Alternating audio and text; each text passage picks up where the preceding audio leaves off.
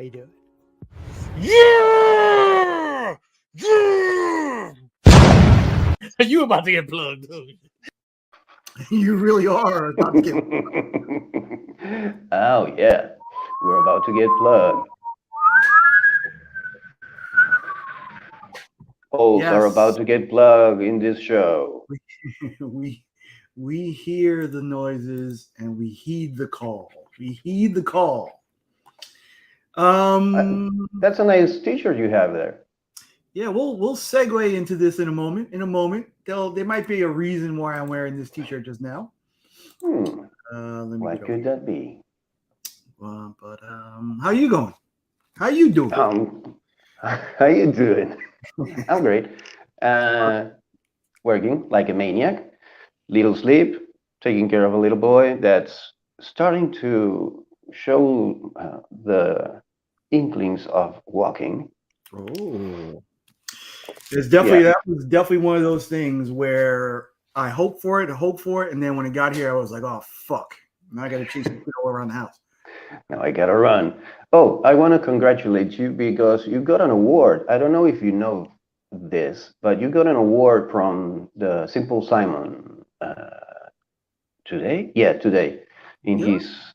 You got a shout out, and with the shout out, he also extended to you the award of handsomest daddy in the Daddyverse.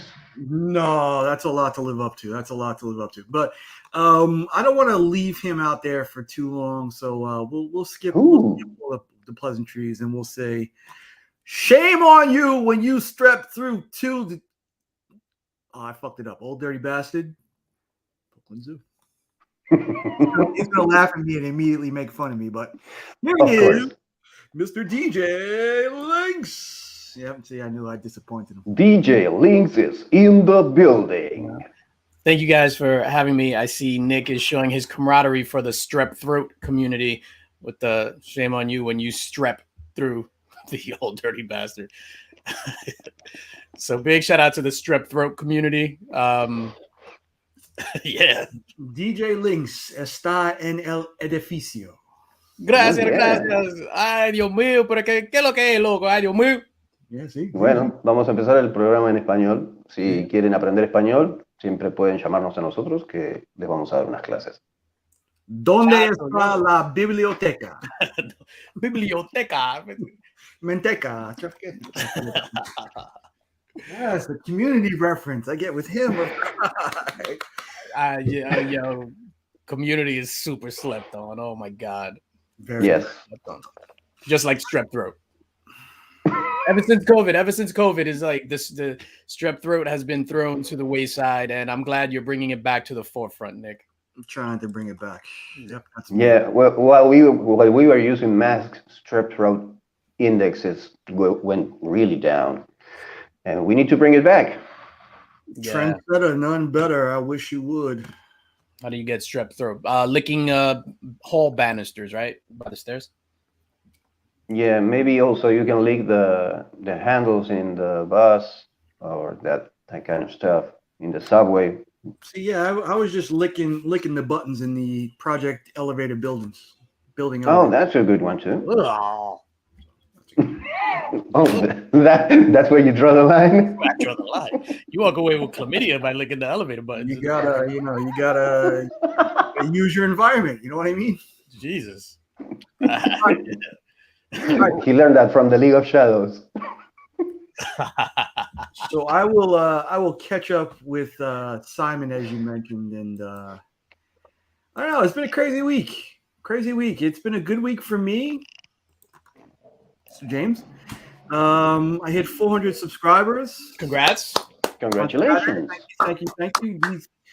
And I guess it kind of snowballed from Friday morning. I guess it was Friday morning. The wife got on my nerves, and it was just like set my mood off bad. And then, just looking in the chats and everybody's pushing me towards 400, kind of made me feel good. And then Saturday night on Banter, Chip was giving away stuff in my honor. And then Tuesday, Whack Comics. Yes. Whack Comics, which I'll link the go to. Finger chopped off. Yeah, I don't know. I don't know. You don't know, I'm still processing that one, but Marcus. 8 That days was- of counting. 8 days. That of was a phenomenal show on Tuesday. Like I was dying. And it's funny, instead of putting it on like the big TV, I'm watching it on my phone, and then my wife is watching it at the kitchen table on her phone. Mm. And what bugged me out, because I'm laughing and she wasn't laughing, but she was on like a minute or two delay. Oh. Because she had paused it. So I'm like dying, and she's like, "What's so funny?" I was just like, "Jesus Christ, press the live button." Keep watching.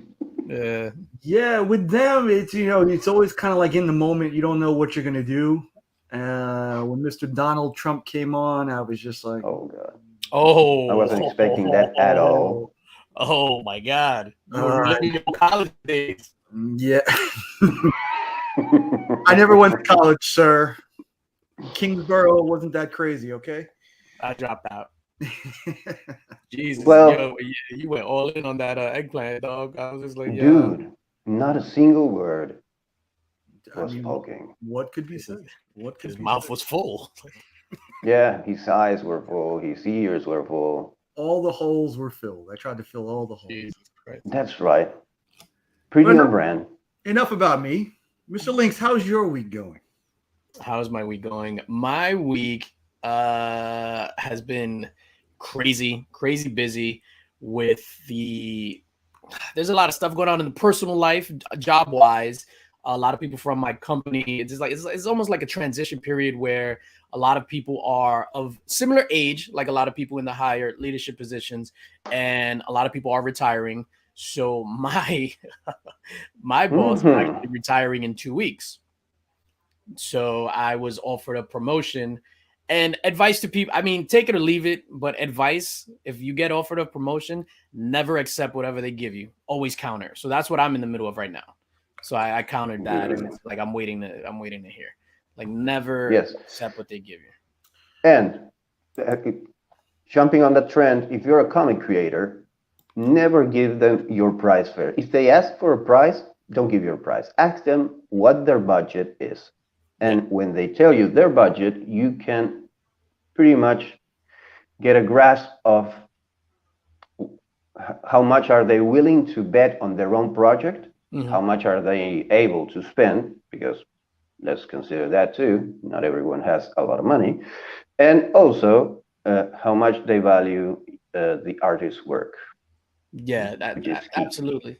Yeah, and I mean, that's negotiation 101, right? So if you watch Pawn Stars, like any of those Pawn Star shows, they never throw out the price first. It's always like, so what are you looking to do? What are you looking to get? Like, put it on the other person always. So talking about what are you looking to do?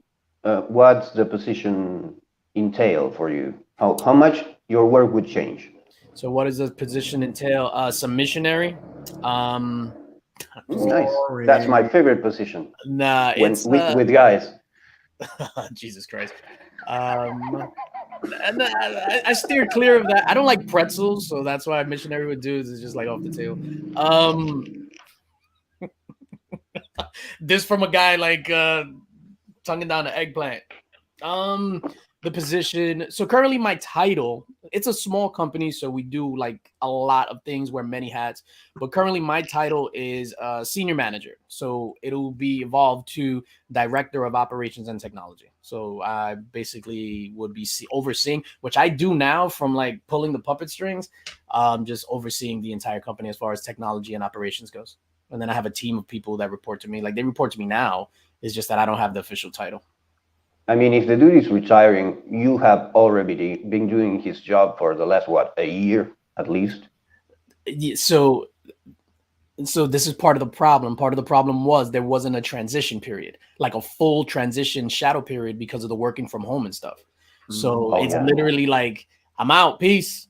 And then I was like, all right. So I got, basically I got 2 more weeks of this person being around, and then the inmates run the asylum for sure. Do you have competition? No. All right. Okay. Oh no, the job is mine. Like there's no competition. Yeah. And they already announced that they're replacing me. So now they're in a bind. Oh yeah. So it's like, because if they replace you and don't accept your terms, they have to fire you and pay you, basically, right? Ya tú sabes, loco. Ay, Dios mío. Mi hermano Iggy está en la casa, bro. Ignacio, I'm going to ask you one question. Could Please. you imagine ever having to take orders from that guy? Yeah, I would. I mean, it would be a problem because I like to boss people around too.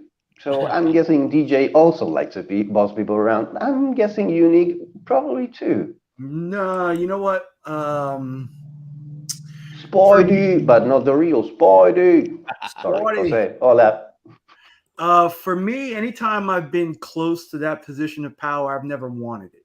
Because you essentially, anytime I've seen somebody elevate into a spot, they've always had to take the responsibility home. Yeah. So once my job is done, that. Yeah, once my job is done, I want it to be done. I don't want any midnight calls. I don't want anything like that. And especially in my business, that's what it entails. So I'm like, for me, family is more important. My mental health outside of it is more important than my job title. So yeah, so to that point, I 100% agree with you, Nick. And then in the like negotiations leading up to this, so I already put in place some standards and expectations so that they had already agreed to. And like we brought in a vendor to see like after hours tech support calls. I was like, I'm not doing any tech support anymore. My entire role would be strategy and implementation and coming up with these initiatives. So I already like laid the law down, and they still offer. It's not gonna happen. I mean, yeah, because I just won't answer my phone. Yeah, that's basically it. Yeah. So, well, go ahead. I'm sorry. No. I was going to go on a tangent. Not needed. No, it's so, not. Oh, my bad. It's like we would have problems. But let's interrupt Nick, not each other. I'm just sitting back here watching it happen. That's all. I'm just letting it go. Go ahead. All right. Alrighty then. So we'll get to I guess our topic of the week. Movies. Yeah. The cinema. Okay. I have the tissues ready. The cinephile, so to speak. So it's a little bit weird because we have a cinephile here. We have First of all, I don't like any word that ends in file. I just want to throw that out there. Okay. We'll get to the other word I call you as well a little later. We have this guy who hates going to the movies, no matter. I like movies. I hate going to the theater. And then for me, I gotta like see big budget action movies, but like dramas and stuff like that, I just rather wait to stream. So what about adult films? Adult films, I just prefer making them. So gotcha. Hey now. Gotcha. All right, so upping the ante. Aside from your like top 5 3-megapixel camera, 1.8, thank you very much. Okay. What drives you to go to the theater, Mr. Linx? Is it a specific kind of movie?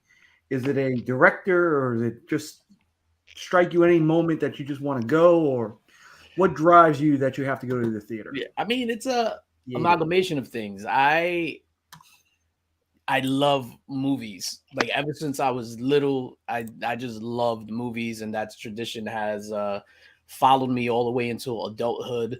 And my daughter, my daughter's 23 years old, and she's the same way. So she loves music and movies, and then like her boyfriend is the same way.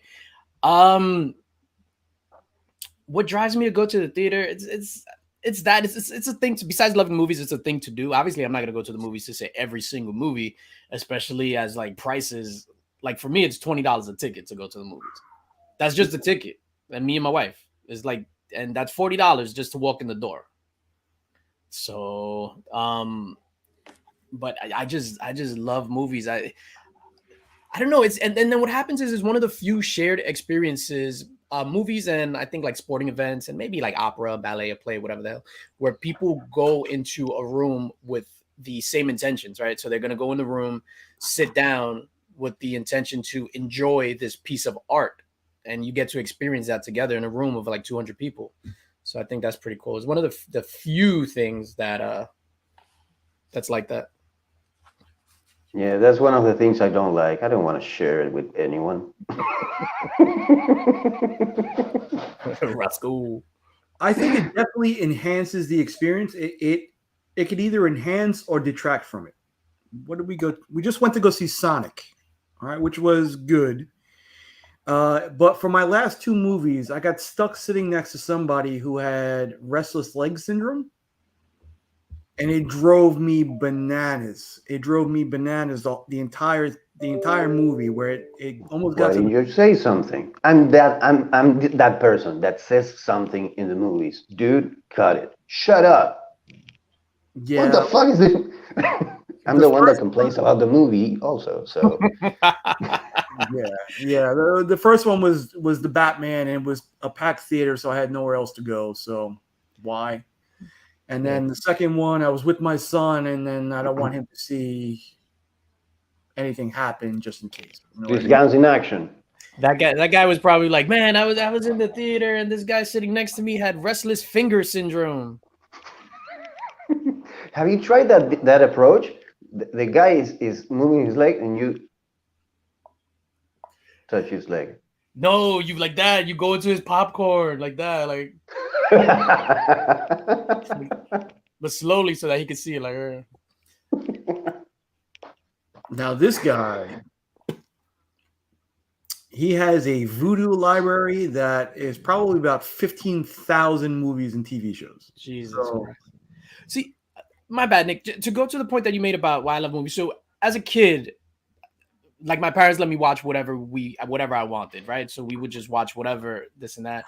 And then when my wife moved in with me, we were super young. Like I had just turned 18 and she was 17 and she was pregnant. So she moved in with me. And literally the only thing we could do is go to the movies or go rent movies from Blockbuster. So that's what we did. So every weekend it was either the movie theater or like 3 or 4 VCR tapes from Blockbuster. Yeah, fucking was out of the question. What? I mean, no. Blockbuster and chill. Jesus Christ! Sorry, I had to. It was definitely in the question, and that's what put us in the position that we were in, where we got to watch movies. You're about to get plugged. Yeah. But that's where my love of movies stems from. But we were indeed fucking. Just ladies and gentlemen, just to clear the air, yes, I was indeed fucking. Not making love. Making love is overrated. Straight up fucking. Oh yeah. No, but okay. Now I can't stop thinking about everyone watching us is not wearing pants. What's up with that? Yeah. Oh no, in the theater. Okay. I remember going to see Flatliners, and that particular situation happened with my girlfriend at the time. Anyway, hi Dale. For me, it was Casper, the friendly ghost. He took off his pants.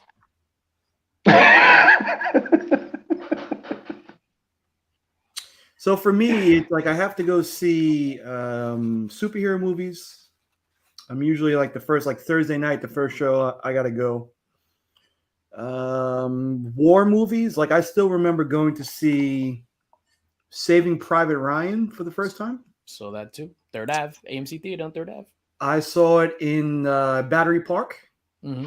and I literally remember like you could not. That whole movie, just the theater experience enhanced the whole thing, especially that first, bullets zipping by. Wow. Yeah, that's the thing too. Like, I can probably remember if you name a movie, I can tell you, yeah, I saw it here, I saw it in this theater. Like, going back however many years. Yeah, I put in the name of the episode "Be Kind Rewind" because we're over 40, DJ. Yeah, right. 42, loco. 42 como yo. Nick, ¿cuántos años tenés vos? 55. ¿Dónde está la biblioteca? Oh, you're old. 50. What is that? 50. 50, 500? I don't know. No, 500 or 500. Yeah. No, he's not 50 yet. No, I'll be 49 this summer. Okay. You know when you cover your face with your hand, we can still see your face, right? Yeah. My grandfather did that shit, but he added 10 years to his actual age. So people would tell him, "Oh, you look great." That vain motherfucker. That is true. No. Well, so I was trying to segue into the movie from which all this stems for, because I've been wanting to talk with DJ about this movie for a while on a live show. So we had to do this. I had to do this. And Be Kind Rewind, it's to go to the blockbuster era of renting movies and rewind to a time in which we were kids or pre-teens, and some movies shaped the way we are today. Oh, you still have that? What do you use it for? The cocaine? La cocaína? Cocaine? Nick Allier, ladies and gentlemen. That is his name. Google him. Search him up. Yeah, this is my phone number too. 718-444. I just called. No one picked up. He's not answering you. Nope. And the movie in question is The Neverending Story. So I would like to throw it out there, just so we don't have to avoid it anymore. I want to get to it. I know. Heart attack. That's the part that scarred us for life. Yeah, that movie was definitely, for me, one of the first ones that I remember. It's supposed to be a kid's movie, and it was it was rough. It taught us about death, about that wolf, sadness, depression. Oh my God, it was the worst. How is that a kid's movie? No, death taught me about death. Well, thank you, Nick, for bringing it even more. All right. I mean, the first person that died in my family that I remember that I was close to was my grandfather. And then I was 13 when my grandfather passed. So I really didn't know. Yeah, and that shit just fucked me up, the Neverending Story. When was the last time either of you saw it? Like 10 years ago. Probably like last year. Really? Yeah, dude. It's one of those yearly watches. And it's not on any streaming service. We actually paid to rent it from Amazon Prime. Yeah, I showed it to my ex's daughter, and she was like 13 at the time. She hadn't seen it. Now she's in jail. And that's exactly the first time I saw the Neverending Story in English, because up until that point I have only seen it in Spanish, which it worked for me, but it really works in English. Yeah. But some parts of the movie are actually dubbed to English, because most of the actors that are in the movie are German. Mm-hmm. The Neverending Story it was shot in Germany. It's a German book, it's a German director, and it was his first English-speaking movie, but some of the actors are German or European and didn't speak English. Yeah, that movie was just it was heavy. Like, it was heavy. Even when, like, watching it back, when you look at, like, the rock monster and his whole, they look like big, strong hands. So it's like he tried to hold on and he tried to save everyone in that universe. And he's this big, giant, super strong dude. And for him not to have the power, with all the power, to not do anything, that has to be, like, so hard on him. So even as an adult, it still hits hard. And you're still finding bits and pieces here and there. Like, I just now remembered that scene, and I'm like, wow, oh shit, dude. Yeah. I've read the book, you know, and the book has a thing that's worse than the movie. You know, usually books are better than movies because you get a lot of subtext, a lot of world building that you can see in the movie. But like in the book, Lord of the Rings, like the Lord of the Rings. Well, I don't know. I like the books, but the movies are more concise, you know? The books are too flowery. And sometimes flowery about flowers, which is redundant and a pain in the ass. So you want to be deflowered, is what you're saying? Oh, I already am.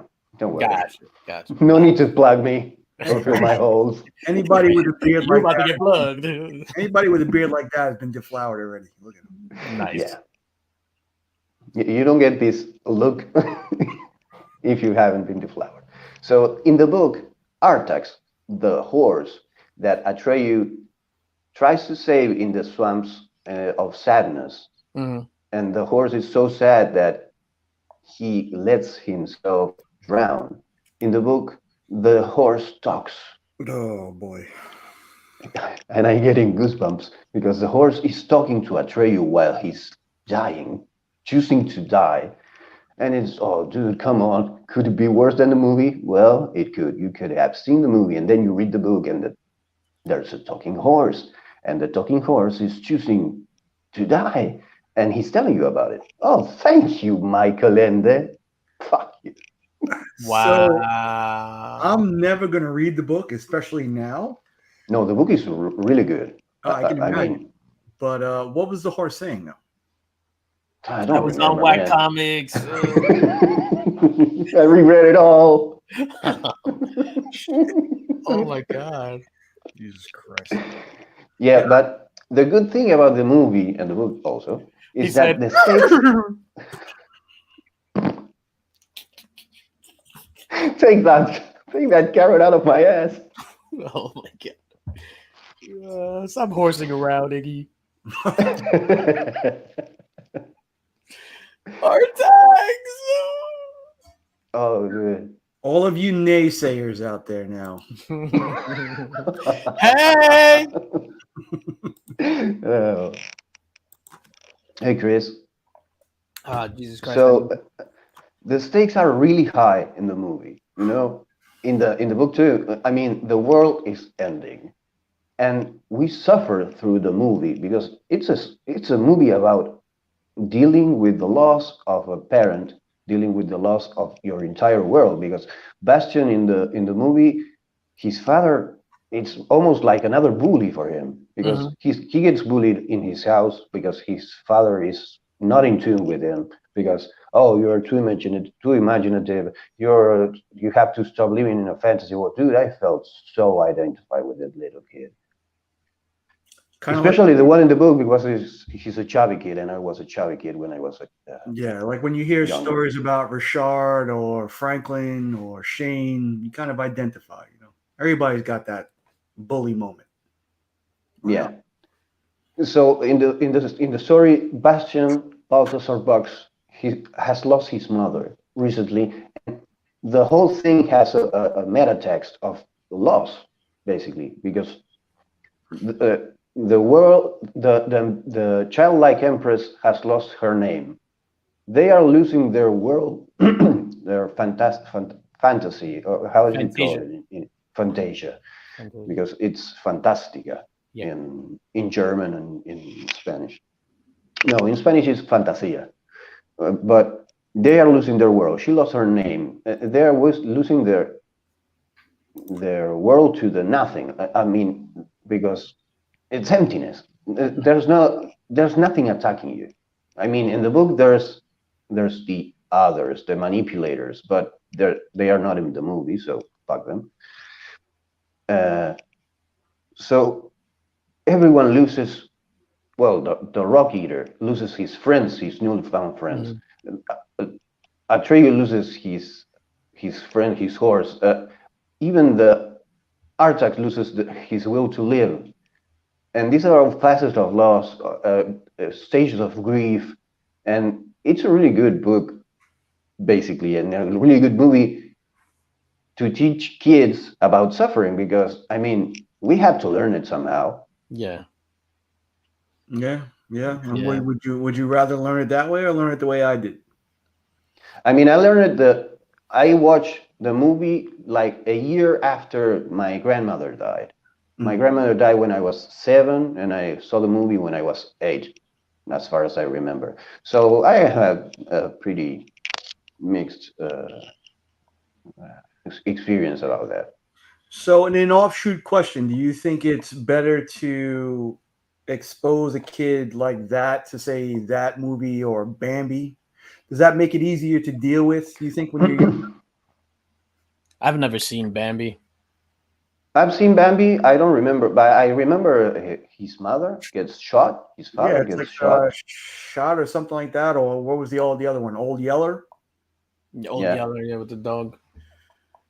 I Like, mean, I think we need to address the issue that we need to talk about death, Yeah. since we are, because if we don't talk about it, if we don't address the issue, we encounter that at some point in our life inevitably, and it hits us like a ton of bricks because we are not ready. We don't know what the fuck is going on, Mm-hmm. and if we are not trained to talk about it, we swallow all that grief, all that pain, all that sorrow, and it kills us inside. yeah. For me, at a young age, I lost my grandfather. I think it was like 10 or 11 years old. Mm-hmm. And then at 13, I had a friend of mine who was killed on New Year's Eve. Shit. And then it was just like either a grandmother or something like that. And to this day, like I've never had anybody explain it to me. I've seen it in movies. But today, to this day, it's like if I'm up at night late and my mind starts going, that's what I think about. You know what I mean? It's like, and I'll get like this overwhelming fear or terror, Yeah. I guess is a better word. I know exactly what you're talking about, dude, and that's been lately more than anything. Where it's just like I don't know. I feel like I'm not invincible. I feel like I'm getting up there in age, where it's like anything can happen. But I know exactly. It's not a fear, but it's like a sensation where it's just like fuck, like we're all mortal, and Yeah, we're it's, on the second half of our stage of life. You know what I mean? yeah. Well, that's the thing, man. No one has the guarantee that it's going to last. So we need to talk about these things because it can happen to anyone at any age. And this movie addresses it in a Yeah. very harsh way. But I think we need this for kids and for adults because no one's playing it to Nick, and Nick still thinks about it at night. Yeah. I also think about it at night. I mean, it's one of the things that I think unites us as a species, as humans. That and Yeah. yawning, you know, because Wow. I start yawning, you start yawning, there, everyone yawns. Yeah. What else? Drag is immortal too, so that's why we don't invite him. But it's weird. Yeah, like things. That's why like the for some reason there should be some things that are taught in school that's just like mandatory things that you need in your everyday life. So like Florida just instituted a mandatory course on finances. Like that should be in every school because managing your finances, what's up Nash, is something that you need once you graduate. Like managing your finances, physical education, the sex education, obviously at an appropriate age. I'm not cool with teaching like whatever kindergartner sex education, but then like even something like death and like mortality and what happens, and you fold that into a biology course. Like this is what gives you life, is Yeah. your beating heart, your cells, your whatever, and then at the end of that cycle, this is what happens. If we could do that, if we could eliminate the taboo, because it's a taboo to talk about death. Yeah. It's a Yeah. taboo because we don't want to talk about our death. Because Mhm. talking about death means we are basically putting it out there, and we have that stupid notion that at some point, no, no, don't say it because if you say it, it will Yeah, happen. it'll happen. Well, come on. Yeah. If we say it and it happens, where's God? Where are the aliens? Fuck that. Tyler is such a dick. I do not. I'm just saying that I've been teaching Finn sex ed since he started talking. See Yeah, that's the way to go. But then what happens is there's also a complexity to death, right? Because not all cultures or religions embrace the same concept of death. So as we say, that's why you have to approach it from a biological standpoint. Like your electrons cease to shoot up to your brain and your heart. Because then you have one group saying you get reincarnated, another one saying you go into heaven. So I guess they don't teach that because it's like almost stepping on the doorstep of like religion talk. But I don't know. Well, you need to strip it of the dogma. Yeah. Dogma doesn't have a place in this kind of education, I think. You have that at your home because if your parents teach you, yeah, when you die, your cells, whatever, and then you go to heaven, or then you reincarnate in a snail, whatever. Yeah. But we need to talk. Oh, come on. See, I Not knew I now. should have come on this show. Causing chaos. He's causing chaos. Yeah. Crazy chaos. Yeah, I don't know. I think it's a very slippery slope. Like for me, I teach my son, we're raising him to be Catholic. When he dies, we'll all be together. Like, especially when his grandma died, how I had to handle that one was she's gone now and it's okay to be sad, but know that we'll be together again later on when we all pass that way. But do you believe that too, Nick? Are you Agreed, Catholic Mark. too, and you believe in heaven? I'm in the middle about it. Like I think there are so many things out there that cannot be explained that there's got to be something. Mhm. I don't know if it's God. I hope there's a heaven. I think this is what the uncertainty of it all is what causes me the grief so much. But I wouldn't say I'm an atheist, but I'm at that point where like, all right, I'm not discounting it. Show me something. Yeah, you're keeping your mind open. Right. But for me, it's like I listen to the Bible. I'm like, all right, maybe that was just a tool to keep the people in check. You know what I mean? It's like, yeah. Oh shit! No, that's just a term. Religion is made up to control people, but faith is different from religion. Yes. Institutionalized religion is the problem with religion is this: they institutionalize the human faith and try to make it all into a single package of explanations. But maybe you have one idea, I have another, and DJ has another, and maybe it doesn't affect us, and it works. Yeah. yeah, I think back to the death piece, and I'm just gonna give you an example like that from my life. Like my mom passed away in 2010. She was diagnosed with cancer at the end of 2009. So she was diagnosed in October. She passed away in May of the following year. As soon as she was diagnosed, in my mind, it's kind of messed up, but I'm like, she's a goner. I am going to spend as much time with her as possible. So that's my thinking. She's a goner. I'm going to spend as much time. I literally saw her like every day, maybe missed one day because of work or something. Every single day I was with my mom. So even up until her last days when she was in the hospital, I have two older brothers, a younger brother and a sister. And my older brothers were not on the same wavelength as me, where they were like, she's going to be fine. They're going to treat her, this and that. And that's what my brother was telling his children. So they were young at the time, like 12, 13. One of them was probably like 10. So this is what he's telling them. And when they came to the hospital to see her, it was the goodbye visit. And he didn't explain to them how she's sick. So when they came in, they were shocked because she did not look like the same woman. Like she lost weight, she was small, she was frail. And instead of explaining them to that, because it all goes back to the biology of it. Like, this is what happens. You're going to deteriorate. Grandma's on, she's most likely going to pass. She's at this level of deterioration. We only have, at that point, it was legit a week. We only have a week left with her. Make sure you enjoy all your time. So, yeah. So addressing that, using that, hey, Austin, going on that, that's one way to create a trauma. What your brother did is his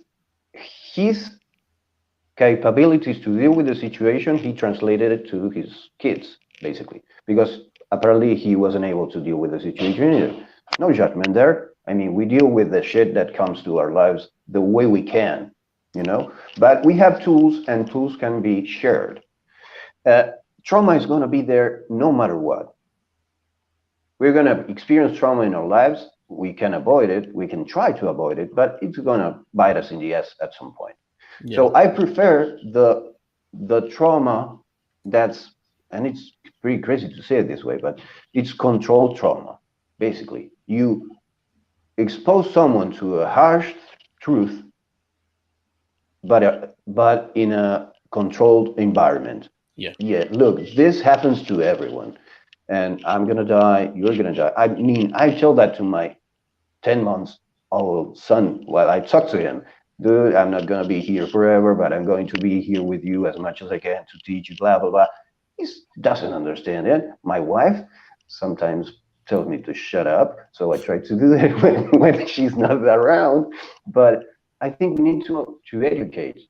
And this movie fucked us up in a way, but teach us to how to deal with some things like loss, like death, like despair, like depression. I mean, and maybe it doesn't teach you how to deal with it, but it teaches you that there is this thing that happens to everyone. It can happen to a horse, it can happen to a turtle, it can happen to a warrior, it can happen to a chubby kid reading a book. It can happen to every one of us. And it's a stigma of our generation because we still don't talk about the things we know we should talk about. Mark, I'm sorry for laughing. It's definitely a stigma of the generation. It's also a stigma culturally. For some reason, us being Hispanic, Latino, whatever you want to label it nowadays, we don't talk about stuff. No. Like we don't talk about it. It's just like I figure it out. So like Nick said, he's never had the death talk. I've never had the death talk. I've never had the birds and the bees talk. I've never had any talk whatsoever. It's just like figure it out. So I just had to have that one with my son last week. for real? The birds and the bees? That's a good one.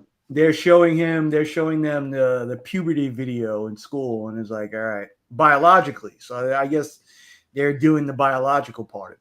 But I have a question. Do they ask for your parents permission to show them that video? They might have. They definitely give us a heads up. Okay. So I guess we can prepare them. So this is where boners come from. Oh, this is what it was. Okay. It's just blood flooding to my It's TV. not an actual bone? It's called a bludder. All right. So transitioning from the death talk, bottom 3 superhero movies and go. Oh shit, Jesus Christ. No, I mean, it's just different. Growing up the way we grew up in our generation, I think a lot of stuff was just like DJ said. It was just like, there you go. Deal with it. Figure it out. And now it's kind of like we spoon fed it, like Iggy said, to control the situation. And I'm in the same boat with my son that Ignacio is with his. Like, I will never lie to the kid. Like from the day he was born, I don't baby talk him. I'll tell him the truth. If he asks me a question, no matter what it is, I'm going to tell him the truth. Yeah. That's the approach. I think that's the way you got to do it. It's the way you got to do it. If they have in their mind the wherewithal, dude, use that word, the wherewithal to come up with the question, why do we die? Why does this happen? Why do I get this? I mean, they're already trying to figure it out. So you better help the kid because they need guidance, and we're their first line of defense against internet, basically. Because nowadays, if a kid wants to know anything, they don't need us. They can already go to the internet and ask whatever they come up with and get too much information. Yeah, so we need to filter that shit. That's the same equivalent of, there you go, deal with it. No, it's funny because about the kids. Obviously, my kid, right, is older. She's a 23-year-old adult, but like we raised her super, like not strict whatsoever. Like the same way I was raised. You could watch whatever you want. You can listen to whatever you want, whatever the case may be. And then where I fucked up as a parent, the minute she was just like, I'm going to college. Okay, you're an adult now. So now you're going to see a whole different side of me. You're going to be privy to these conversations where like, which I messed up at, where then I see where she still needs a dad figure. I mean, obviously we all need a dad figure where she needs daddy. And then I'm like DJ Linx, like talking to her and shit like that. So yeah, I definitely messed up there. Well, but at least you are aware that you messed that up and you can change it. The main thing is, okay, I fucked that up. Okay. I can course correct and ask for forgiveness if there's the need to, and okay, this is our new course. Sorry, I'm daddy again. I have a toy chest. Daddy's toy chest. Yeah, but she was like, because I'll be super blunt. Like one day she comes upstairs and she's like, oh, I'm not feeling well. My stomach hurts, this and that. And I was like, oh, you pregnant? And she's like, why would you say that to me? I'm like, I'm asking a question. Like, so it's like stuff like that. Where, Yeah. you know, dads aren't supposed to say. Dale, thank you for sharing that. That's yeah, I did it. I wasn't able to read it. Had.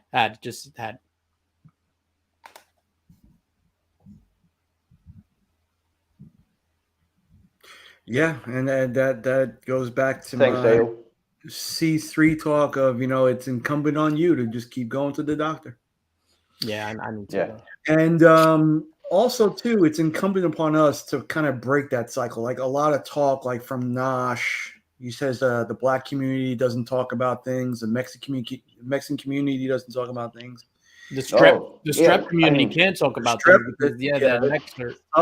It's tough, especially for the strep community. But I mean, we can always hide behind that because, dude, I'm descendant of Italians. Do you think Italians talk about this shit? No, they don't.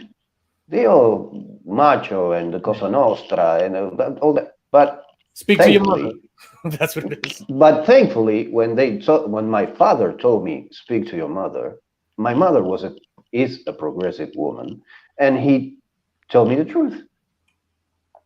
As blunt as it was, and it caused me trauma, but it didn't cause ignorance.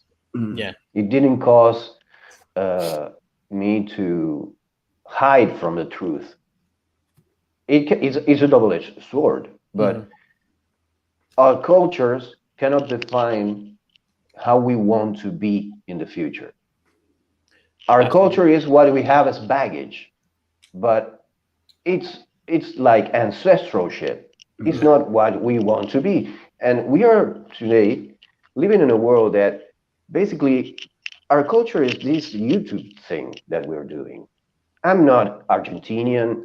You're not, well, you're both New Yorkers. And if I say to you, you're not New Yorkers, you're going to fuck me up. So, but you know what I mean? There are no boundaries anymore.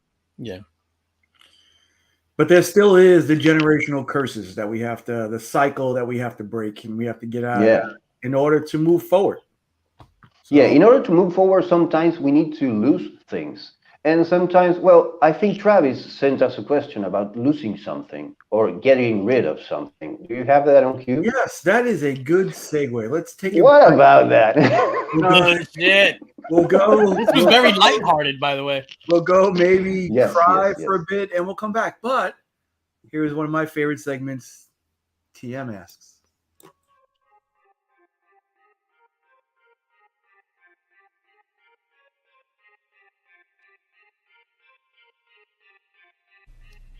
Hey everyone, Travis from TM Nerdy here.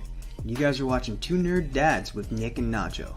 I'm going to hold you guys up for just 1 second because I got a question for you fine folks out there in YouTube world.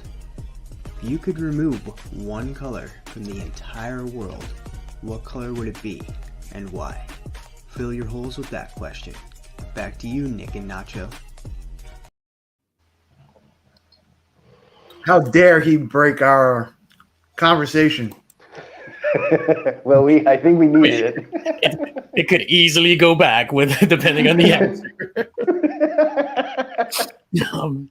I want to remove black because black is the color of death. Oh, my mom. Yeah. Well, I think the politically correct answer is white. We need to remove white out of the equation. We're just talking about colors, right? Yeah. We're talking about colors. I mean, if you're talking about wait, there's a banging at my door all of a sudden. What's going on? Basically, it's like, oh shit, sorry, feds.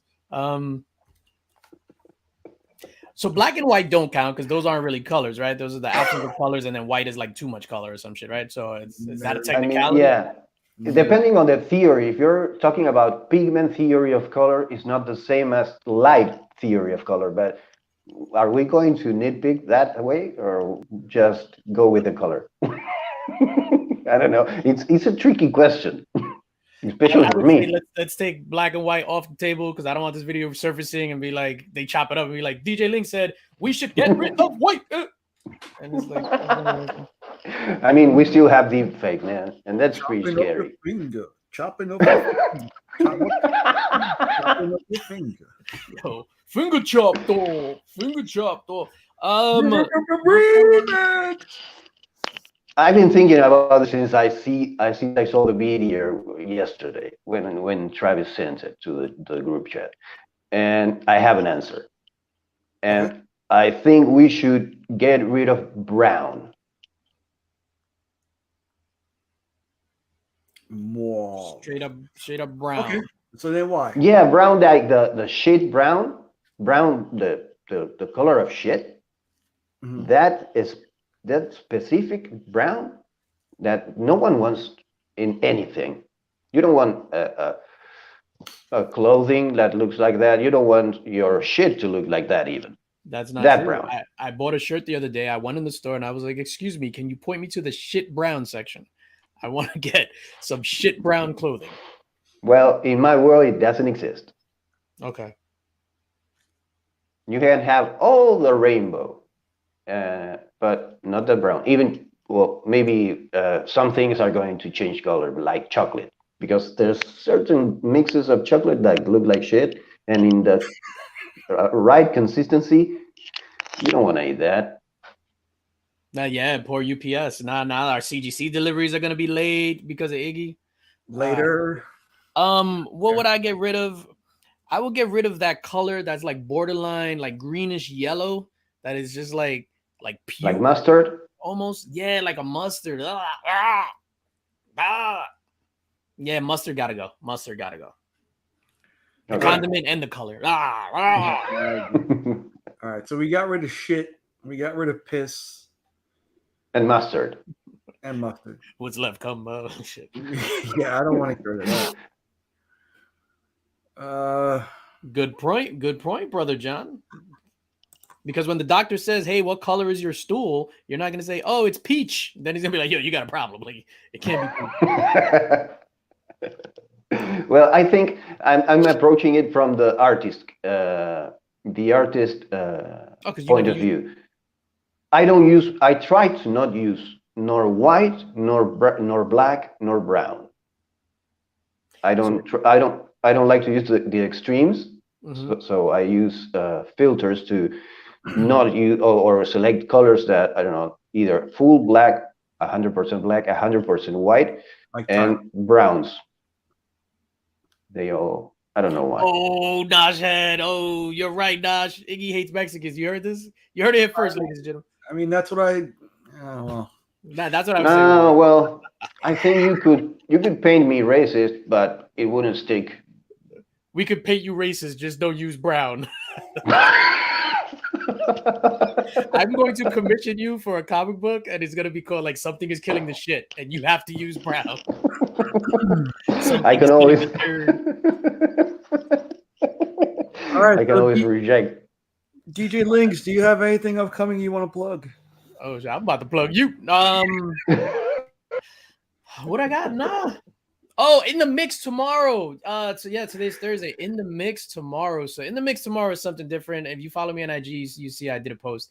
So In the Mix tomorrow is not going to be live. It's going to be a pre-recorded video. It's going to be a premiere. It's an hour and a half. It's literally me. Well, you don't see me. You're just here to hear the sound.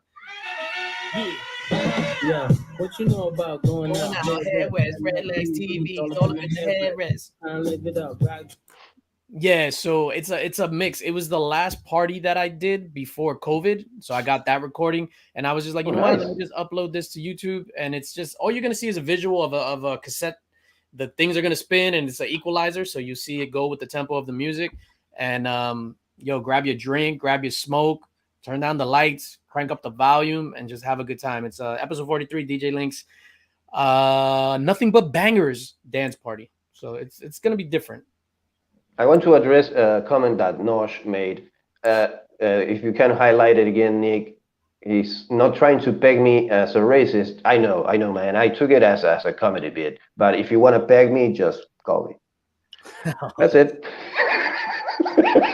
Yeah, see, I think that's the great thing about the community. We can have a conversation like this and know if Iggy says something that's not the way he means it. So we appreciate you, pointing it out. And Nosh, we always appreciate you when you're around. So thank you. Of course. Do not call Iggy for a pegging, please. Hold up, real quick. Can you highlight Nosh's other comment where it says it starts out shit is green? Yo, if you ever ate Kaboom cereal, that is a fact. That shit comes out lime green, nuclear green, Kaboom cereal from back in the day that you get with the WIC check. What's that? Oh, thank Roscoe. I see 14 likes. Yeah, thank you, James. Thanks, Roscoe. All right, how about you, Mr. Iggy? What do you got going on? Oh, a ton of work. I need to finish a comic, the Cthulhu Invades Wonderland epilogue. I'm coloring it, and they asked me to add an extra page. Thank Tyler. So I'm trying to finish the pages I already did and adding the reveal at last. I don't know. I wish I could have free time to relax. But I'm looking towards it, but it's not going to happen. You just had 56 minutes to relax, and you want to bring up death and shit and... Well, I mean, having a conversation with your friends about deep thoughts and some stupid things, it's a way to relax my mind out of working and thinking about the lines, the colors, the things, the templates, the sizes, the pixels. I mean, now we end and I go back to that. Or the baby. That's more enjoyable. All right. So how about you? What do I have going on? I don't know what I have going on. It's spontaneous with me, so I don't know. Do we have the comeback of Mr. Mark from Legion of Comics tomorrow? Oh, that's correct. Yes. He comes back to the Dude, I'm on fire today. Segways, promos. Yeah, he's space racism. Oh, there we go. We always got to talk about it. This is almost like a real show. Yeah, we barely discuss movies, and they led us into a deep dark hole. Dude, I had a list. I made a list of childhood movies, and we barely talk about the Neverending Story. Maybe, yeah. See, this is a tough one because I don't know if we filled any holes this time. That's a hole that can't be filled. How about this? Yeah, I'm happy to come back on another day so we can continue to fill these holes and like have a fun conversation instead of this. Yeah, DJ, we still need to talk about Dark City. That's gonna be a light conversation. Woof! Okay, one of the most underrated movies in history, Dark City. You heard it here first. The rubber match. Yeah, I'm happy. Since we didn't fill the holes today, it's gonna be an open invitation for DJ, so we can try to fill these holes another time. Thanks for having us. Oops, my bad. I was gonna say if you don't have a guest lined up for Thursday, I'm happy to jump back on next Thursday. Okay. Yeah, put a Remy Q there. A boom. Oh yeah, you want it? Yeah.